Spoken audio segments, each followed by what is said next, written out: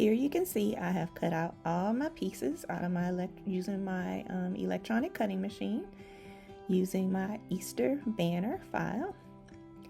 And I have my least portion cut out in gumdrop green from cardstock.com. I can't remember, I think this is aqua for the blue flower, and bubblegum pink, I believe, and yellow jacket for the yellow piece. You can see I am placing foam squares in the middle of the little leaf portion so that I can sit the flower pieces on top. I thought about putting extra pieces on other little green portions to make it pop up a little bit more, but I think it would have been harder to figure out what to put where. Maybe if I would have turned them on the back side, maybe I could have seen where I could have put some stickers on the blue portion instead, but for simplicity's sake, I just put it in the middle of the green portions of the leaf. And now I am putting on the yellow piece, and again, you could have used some foam dot here for extra dimension, but for simplicity's sake, I just went ahead and used liquid glue, and I used my Nuvo glue here to put the little yellow centers in each flower. And the next part is when you're going to really need to pay attention when you're putting down your letters, of where you're placing your letters, and make sure that the two holes are kind of at the top. But here I'm doing the bunny first, and I used a ton of foam tape just because I wanted the bunny to sit up everywhere, and I wanted to be able to see his little tail and eye peek through once you put the pink portion on top of the white portion. So I made this to where the little bunny that's facing right goes on the left side of the banner, and the little bunny that's facing left goes on the right side of the banner. So it kind of looks like they're looking at the word happy. Again, I put a ton of foam tape, but I just wanted to make sure it came out looking cute. So my little bunnies are now done.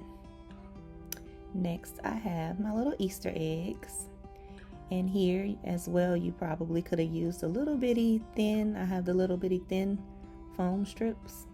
You could have used it to put the pink portion down on top of the white part of the egg. But I decided, just to make it easier, to go ahead and just use my foam strip tapes just on the blue portion of the egg. And again, it's going to give it some dimension, which makes it extra cute.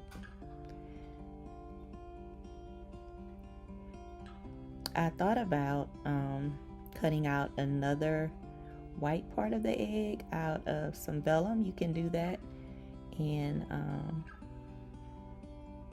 make it like a shaker card. That would be really cute.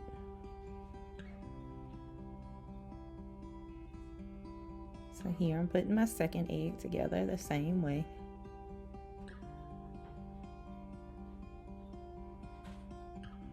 And the egg pieces I put on the bottom banner that says Easter.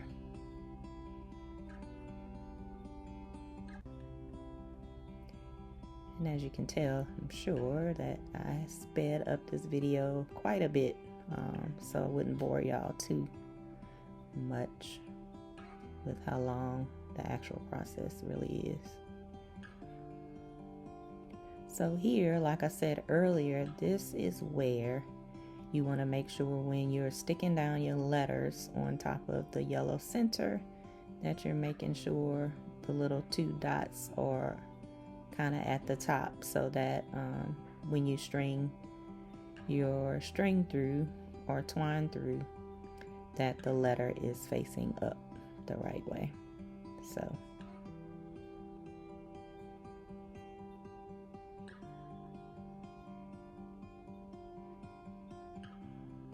I really loved how this banner came out. I plan on using it every Easter for the next few Easters. And if you don't mind it saying Easter, you probably could, leave it up like a few days before Easter and a few days after, just for something pretty and colorful.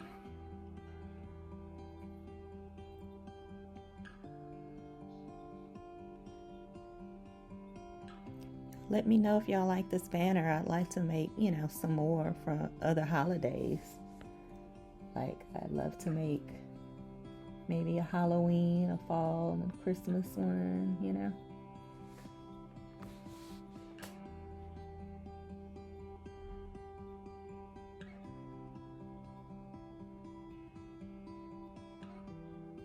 And again, you just want to make sure that you're centering your letters and you have them the right way. Like, you don't want to do them backwards or upside down. So that's why I tried to pick a font that was nice and thick, that would cut out nice, and that you can tell easily if it was upside down or turned backwards, because sometimes when you cut out your stuff and you put it to the side, when you get ready to actually use it, it might have been shuffled around in a pile and you get stuff kind of mixed up and you're like, oh, is this turned the right way? That kind of thing. So, and the last letter from R. And y'all don't have to use like the same colors I use. You can use some different colors. If you don't want the dimension, you can cut your letters out of vinyl. Almost some shiny or glittery paper would be pretty as well. But next, I'm grabbing my twine. You saw I had my different color twines. I was trying to figure out what color I wanted to use, but I just stuck with the brown. Khaki color.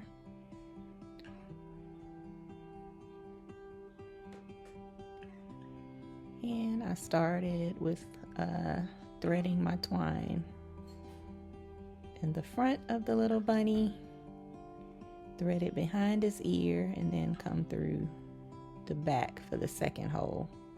And I just kind of follow that pattern for all of the pieces.